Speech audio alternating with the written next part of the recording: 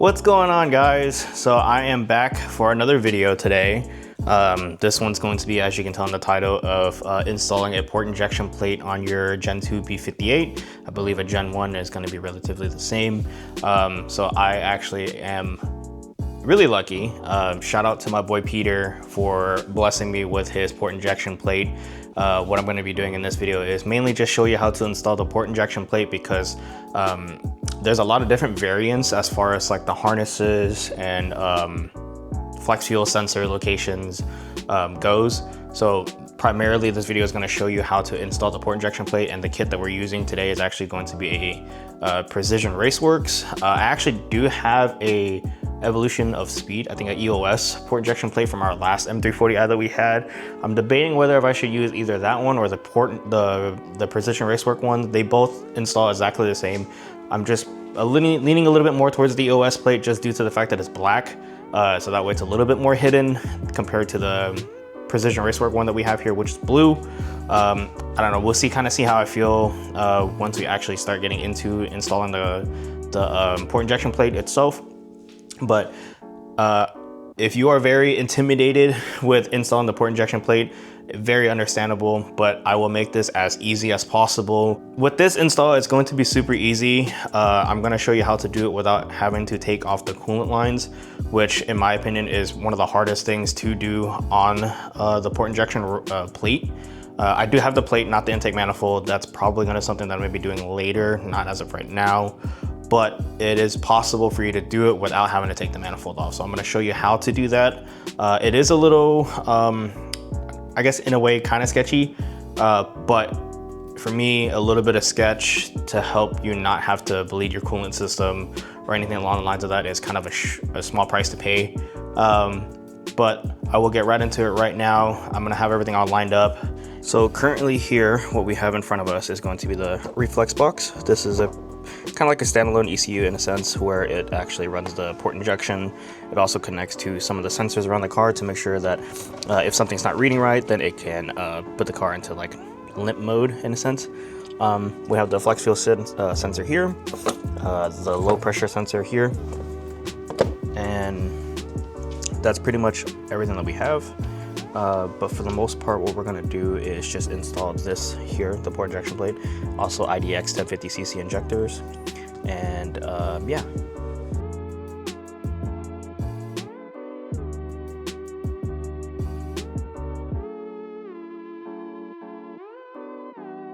So to kind of show you what exactly I did here was that I just pretty much essentially took off the evap system real quick for the car. So for this sensor here, you would just kind of like pinch the two connectors and then pull back. You can kind of see it open up like that. There you go. And then you should be able to pull that completely out. I'm just gonna have this tucked away. I did have like a little sound guard back here that I took off. This little wire that goes across, you pull these two tabs up here towards you like that, and it should come right up. Over here on this side, same thing. It's like a little clip. You just pull up on it and it'll pop right off. And this one is a T, I forgot what T it is. I think it's a T20. Put a T20, get this off. And since I did mess up my evap sensor here a little bit, which is fine, but after you unplug it from this connector as well, you should be able to just kind of like rotate it off and out of the way like that. And so next thing here is to kind of just get some of these wiring out of the way. I'm gonna pull this off as well. The map sensor, pull that off. What I'm going to be doing is I'm actually going to take it out of its little plastic cover here, and I'm gonna route it underneath the throttle body, and then kind of go from there. So let me just time lapse all this, so that way I can kind of work a little bit quickly. I'm not necessarily in a time crunch, but I do want to try to make this to kind of show you guys like it's actually not that difficult, and it can be a pretty quick install.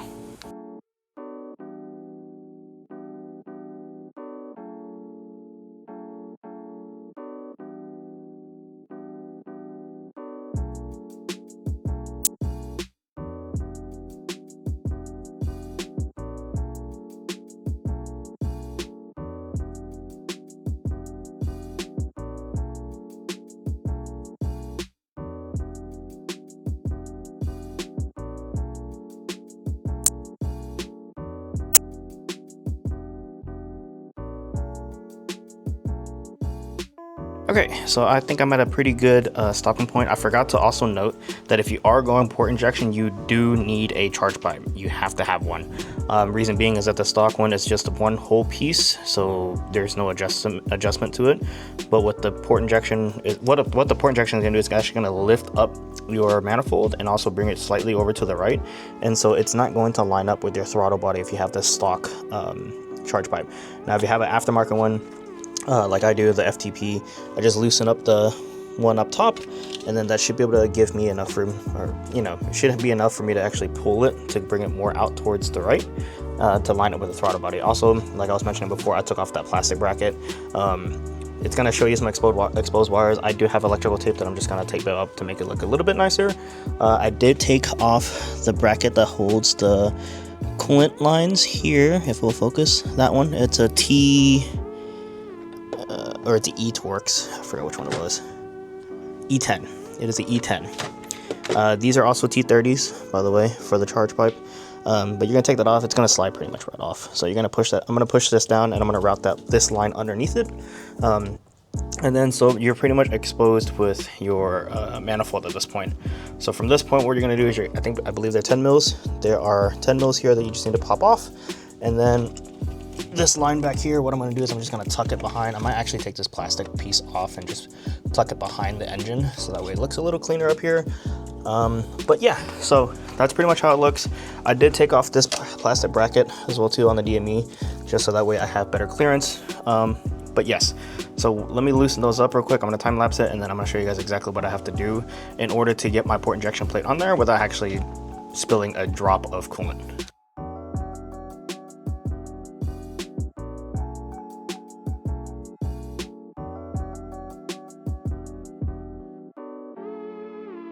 Okay, so pretty much what I did was, there's actually E30s here. I believe they're E30s. Oh, E10s here and here that you have to take off.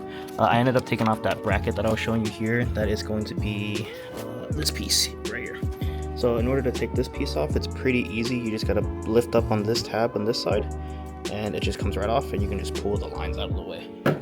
What I'm gonna do with this line is I'm actually gonna tuck it underneath the evap. You can kind of see where it sits underneath there, so it's kind of a cleaner look up here. Tuck that there. I also took out the field line as well. Let me show you guys how that looks. Here you are. So that line, what you're gonna have to do is that you're actually gonna have to push this line towards it and then pull this back. You see how it like kind of went in? So you're gonna push it, pull, and then pull it out. Make sure you have a rag ready to pick up any fuel that you have left over. My car's been sitting for like week now, so there's zero fuel pressure in the lines. But next things next is to actually pull up on the intake manifold. So I'm gonna have to show you guys on the time lapse once this is off, because I can't really hold everything while I'm recording, so you guys are gonna be on that side. Just carefully, whenever you lift it up, just make sure there's no debris that's actually gonna fly into the intake runners. And so yeah, once you take it off, I'll show you the other method on how to keep it up and not lose any coolant, where you don't have to touch the coolant lines underneath the intake manifold.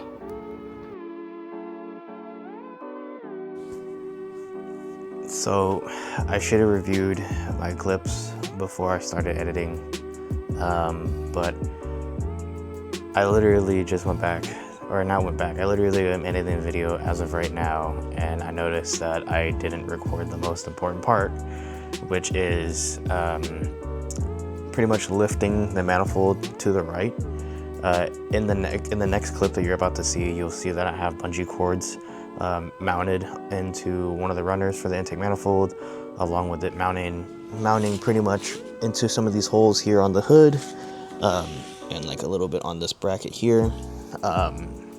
So I don't have any way to show you physically, but once you take the 10mm bolts off of the manifold and pretty much everything around it off, you should be able to essentially lift the manifold up and kind of turn it towards you, more towards the driver's side, so rotate it more to the right and get those bungee cords and have them holding in place on the hood.